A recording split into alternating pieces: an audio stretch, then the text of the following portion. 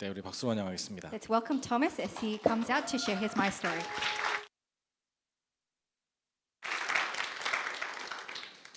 Hello, my name is Thomas and I'm from Malagasy House Church, and today I'd like to briefly share about my heart towards VIPs and the lost. For those that do not know, I was born in a non-Christian family and spent my whole youth as a non-believer.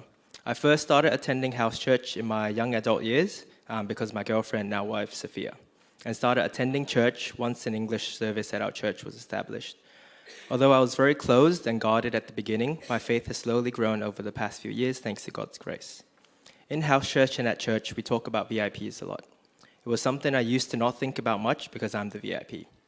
However, over time, as I developed my own faith, became a Christian, and got more involved in our church community, our church's direction and God's command for us to save the lost and go make disciples of all nations became something I should be doing as well.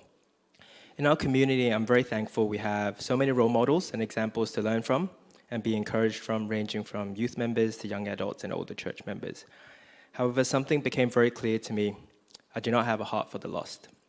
I like to describe myself as a logical person and someone who is not emotional. As such, instead of having a burning passion and a desperate heart towards the lost, saving the lost and sharing the good news is more like head knowledge and something I needed to do. This is something that I've struggled with and have been praying about for a while now. Recently, Sophia and I have been praying for a VIP to serve together with our house church members. However, my weekly life basically revolves around going to work, going home, going to church, and rinse and repeat. At work, I find it very difficult to spread the gospel and reach out to my colleagues because of my position as a manager.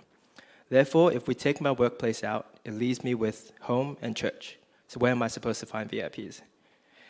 Street evangelism was something I first experienced when, back in the early days of our English service, we visited Hosanna Church in Melbourne. As an introvert and someone who likes to keep to themselves, street evangelism was equivalent to a nightmare. All my worst fears combined into one thing. After we left Melbourne, a thought I secretly had was, I'm so thankful our church doesn't do street evangelism. Although there were talks of starting at our church, I was so thankful nothing came of it. However, fast forward to now, like we're doing the third running of relational evangelism. The first relational evangelism I didn't join. I tried desperately to find an excuse, still being in shock that our church is starting street evangelism. The same thing happened with the second running. However, this third running I decided to join. As I mentioned before, I do not know where I'm supposed to find VIPs with the lifestyle that I have. Do I just continue living my life waiting for someone to come along? However, God told us to go and make disciples. The key word there being go. It is this reason that I decided to obey and join relational evangelism. Honestly, it is still something that I still find challenging and something that is against my nature. However, the same can be said about me and my job. I have to talk to patients and work and build a relationship that is part of the job that is against my nature and something I do not necessarily want to do or have the heart for. However, as a worker, I do not do what is needed. As a worker, I do what is needed not because I enjoy it, but because I need to. With the same heart, as God's worker, I need to go and reach out to the VIPs. For those that have yet to participate in relational evangelism, those who are hesitant or think it is not for them, I want to challenge you today to really think about what doing God's work means to you.